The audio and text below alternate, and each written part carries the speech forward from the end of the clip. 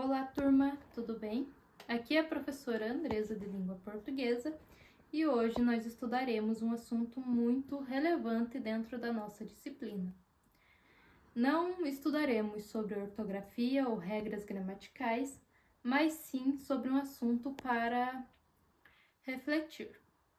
Então, nós estudaremos sobre as variantes da língua portuguesa e também sobre o preconceito linguístico. Então, o que é a variação linguística, né? Então, são as diferentes formas de falar o idioma de uma nação, pois a língua portuguesa não é falada do mesmo modo em todas as regiões do Brasil, né? A língua portuguesa é um organismo vivo, ela sofre mutações, tanto ao decorrer do tempo, como ao grupo social em que estamos inseridos, quanto à região que nós estamos no nosso país, né? Isso faz com que cada grupo social de diferentes ocupações, faixas etárias e regiões crie o seu próprio dialeto. A norma padrão é essencialmente voltada para a normatividade da língua escrita. Já a norma coloquial, que estudaremos agora, refere-se à linguagem informal, natural ou popular utilizada no cotidiano, ou seja, utilizada no nosso dia a dia, ali em nosso grupo de amigos, dentro da nossa profissão ou também na nossa casa, né, com nossos familiares. Então, aqui tem alguns exemplos.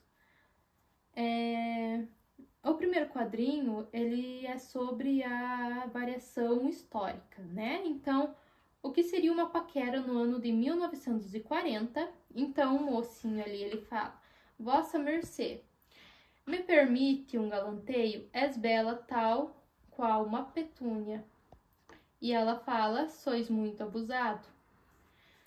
E o que seria uma paquera em 1980? Posso te falar uma coisa? Acho você linda. E ela responde: Para, meu irmão está olhando. E aqui nos próximos quadrinhos são exemplos de variações regionais, né? Então, piá, mano, uai, ali nesse quadrinho amarelo, que são formas ali de falar no sul, no sudeste, no nordeste, né? São mais gírias. E aí, aqui também formas regionais, né? Variações regionais no segundo quadrinho também. Ali, regiões que se fala bolacha, regiões que se fala mais biscoito, mandioca, macaxeira, aipim. Formas de falar o você, né? Que tem você, tu, cê. Aí nós temos também formas do sotaque. S com som de S e locais que falam S com som de X. O que seria então a variação histórica, né? Que é a mutação da língua ao decorrer do tempo, tanto na gramática como no sotaque. As variações históricas tratam das mudanças ocorridas na língua com o decorrer do tempo. Então, algumas expressões deixaram de existir e outras novas surgiram e outras se transformaram. Por exemplo, nós temos ali vossa mercê, que se transformou em vós mercê, que se transformou em você, e hoje em dia, né, para deixar ainda mais curto, em algumas regiões se fala se. Outras mudanças comuns são as de grafia, que são reguladas pelas reformas ortográficas. Então, uma reforma recente foi a do uso do hífen.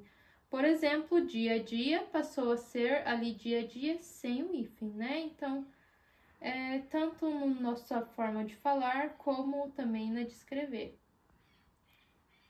Aqui nós temos daí um exemplo retirado de um jornal, que seria Conselhos ao Povo, referente à influenza espanhola, tá? Então, nesse recorte de jornal, esse conselho, ele traz tanto ali palavras que foram reformadas, como palavras, até algumas palavras que nem existem mais, tá? Que ali, se a gente lê ele inteiro, são palavras que a gente não entende o seu significado, porque elas simplesmente desapareceram. Aí nós temos a variação geográfica, que vai ser a mudança da língua ao decorrer das regiões do nosso país, não só das regiões como Sul, Sudeste, Nordeste, mas até dentro de um mesmo estado nós temos várias formas de falar determinadas palavras, ou também até a variação dentro de uma cidade, de um município, né? Na área urbana se fala de um jeito, na área rural se fala de outro. Então, as variações geográficas falam da diferença de linguagem devido à região, tá? Então, temos o dialeto carioca, o nordestino, o paulista, o gaúcho, né? Entre tantos outros. Aqui tem somente alguns exemplos. Então, nós temos tanto a diferença no modo da palavra, né, em si, como também no sotaque, tá? Alguns exemplos ali: abóbora, jerimum e moranga. Diferentes formas de se falar uma mesma palavra com o mesmo significado, né? Sacolé, din-din e geladinho, biscoito e bolacha. E aqui um quadrinho de regiões em que se fala mais o biscoito, que é em azul, e regiões que se fala mais a bolacha, ali nesse tom de amarelo, de creme, né? E aqui o pedacinho que é o Portugal, que seria só a bolacha.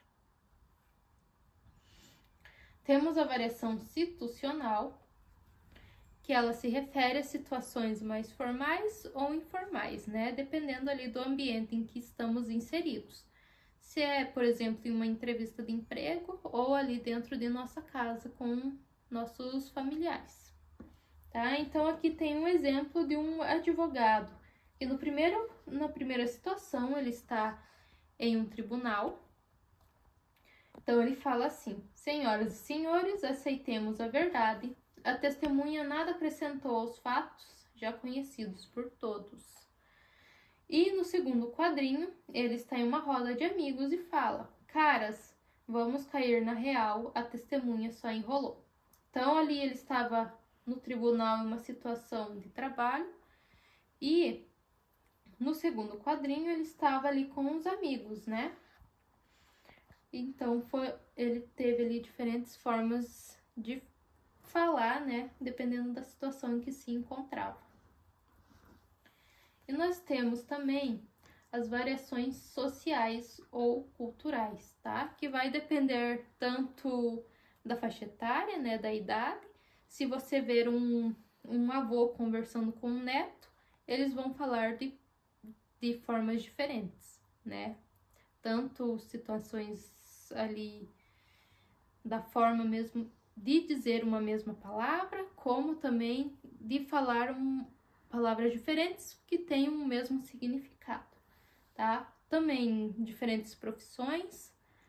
Um advogado pode falar de uma maneira, um médico pode falar de outra, professores podem falar de outras, estudantes de outras maneiras também, né?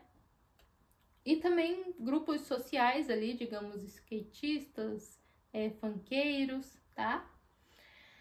Então, se refere a hábitos e culturas de diferentes grupos sociais, e isso inclui gírias próprias, né? Então, aquele grupo social somente aquele grupo social conhece aquelas gírias, né? Pessoas de fora vão escutar e não vão entender. Como, por exemplo, um grupo de skatistas que utiliza jargões e gírias como irado, maneiro, insano, a fim de apresentar algo legal. Tá? E aqui tem o exemplo de uma palavra do meio jurídico. Agravo é uma tentativa do advogado de fazer o juiz mudar de ideia quanto a uma decisão anterior. E o preconceito linguístico está atrelado à variação linguística, né? Então, não existe um modo correto de falar. A nossa língua, ela sofre mutações em várias situações, né? Então, quando nós estamos ali tirando sarro de uma pessoa por achar que ela está falando errado, nós estamos ali na verdade, tirando sarro de todo um grupo social em que ela se insere, tá? Então, o preconceito linguístico ocorre em tom de deboche quando alguém acredita que a sua maneira de falar é superior ao de outra pessoa, né? Quando ela utiliza como base a gramática, a língua culta da língua portuguesa, em lugar de trazer o protagonismo para a língua, que é um organismo vivo em constante evolução, né? Então, aqui tem uma frase bem legal retirada da internet, que diz o seguinte: escrever corretamente a língua portuguesa não é sinônimo de inteligência. Inteligência é saber respeitar as variações linguísticas e ter jogo de cintura para se comunicar com qualquer pessoa em qualquer situação, né? Então, a língua portuguesa é um mecanismo vivo, tá? Então, ela muda ao decorrer da idade, da região, dos tempos. E aqui temos algumas atividades para vocês, uma sugestão de documentário e tanto os slides e essas atividades vão estar disponíveis no Classroom para que vocês tenham acesso, tá? E aqui tem uma atividade no Quizzes sobre o assunto, né? Qualquer dúvida, vocês podem consultar os slides ali no Classroom, tá? E o documentário, Língua, Vidas em Português. Tchau!